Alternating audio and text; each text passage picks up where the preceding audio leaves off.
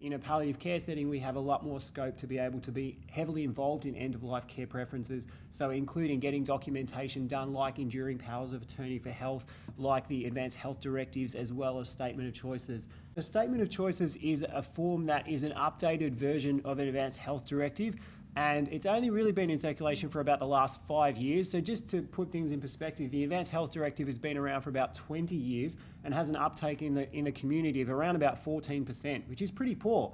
So the Statement of Choices form is actually a much more interesting form and allows you to allocate your preferences and actually speaks to your values and beliefs, as opposed to a medical model of saying, if you have this, do you want this? And it's not an if-then scenario with tick boxes. It's actually your chance and opportunity to write down some of the things that you would find unacceptable about your healthcare, which I think is a really important point.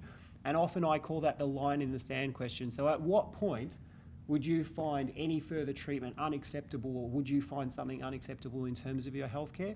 And the other thing it starts talking about is your preferences for where you would like to be cared for at your end of life. So whether that's at home, whether that's in hospital, and a lot of those things can be changed, but they're often things that aren't actually spoken about with families and families don't have the opportunity to do that. So the Statement of Choices gives you the scope to do that, and I think it's a really important form.